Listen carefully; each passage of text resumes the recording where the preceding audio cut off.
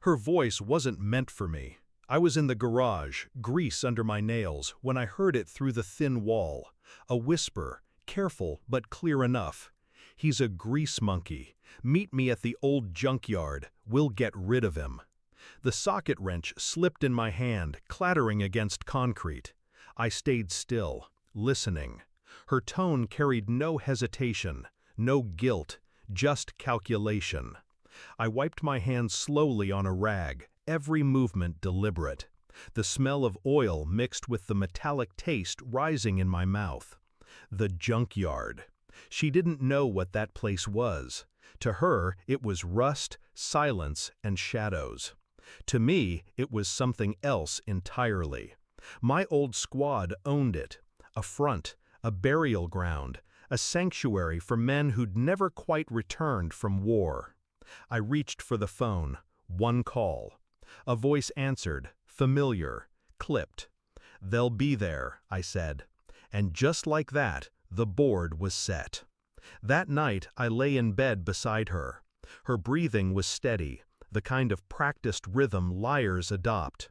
I stared at the ceiling fan. The blades cut the air with slow precision, the same rhythm I used once, slicing through targets in the dark. I thought back to who I had been, the man no one ever saw, the man trained to vanish bodies, silence lives, erase stories. She thought I was finished, a mechanic, a man broken down, rebuilt with wrenches instead of weapons. But betrayal has a way of waking the buried parts of you. The worst part wasn't her infidelity. It wasn't even the plan. It was the words. Grease monkey. As if the man who rebuilt her car, fixed the heater, worked long hours to keep the lights on, was nothing. Disposable. I turned my head to look at her. Her lips parted slightly in sleep. She had no idea she was already a ghost walking. I played along. The next morning, I kissed her cheek, packed my lunch, drove to the shop. Routine. The mask of an ordinary man. Inside, I worked quietly, hands steady as always. But inside, something else churned. I traced her calls. Burner phones, hidden emails. The lover was younger, reckless. She thought his arrogance meant strength. She was wrong. He was bait. I visited the junkyard at dusk, walking past twisted metal and gutted engines. The shadows felt like old comrades. My squad's faces appeared one by one, silent, waiting. No questions. Men like us didn't need explanations. "Tomorrow," I said. A nod. That was enough. At home, she was careful. Too careful. A forced smile, a hand on my arm, a laugh that didn't reach her eyes. I responded in kind, a calm mask. Let her think the plan was hers. Inside, I kept cataloging. The hours, the words, the proof that betrayal had roots deeper than lust. It was contempt. And contempt is fatal. The meeting was set for midnight. She slipped out of bed, thinking I slept. I heard the keys, the whisper of perfume, the click of heels on tile. I waited 5 minutes, then followed. The junkyard sat under a sickle moon, rows of crushed metal gleaming like bones. Her car pulled up slow. The lover stepped out first, chest puffed, trying to look dangerous. She followed, eyes darting. That's when they saw them, my squad. Shadows emerging from the wreckage, silent as death.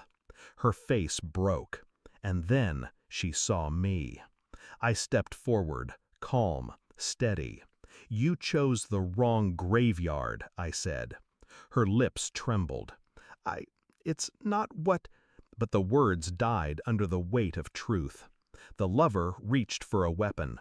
A hand stopped him, twisting his wrist until bone cracked. He screamed. She flinched. I didn't blink. I handed her a folder. Every lie, every message, every step of her betrayal, documented and ordered. She flipped through it with shaking hands, her breath ragged. "You thought I was just a mechanic," I said quietly. "You thought you could erase me, replace me, kill me." Her eyes met mine, wide, drowning. "Please, no." The word cut sharper than any blade. I turned to my squad. "She leaves alive. That's more mercy than she gave me." They stepped back, silent agreement. The lover, broken and whimpering, crawled to her. She didn't help him. She couldn't even help herself. I walked away, boots crunching on gravel. Her sobs echoed in the night, swallowed by rust and ruin. I returned to the garage before dawn. The smell of oil, the hum of machines, the simple rhythm of turning bolts. Calm, controlled. The world would see her unravel. Her lover crippled, her lies exposed. She had nothing left to cling to. And me? I had my silence back, my mask, my peace. For years I'd hidden the man I was, buried him beneath grease and steel. She dug him up.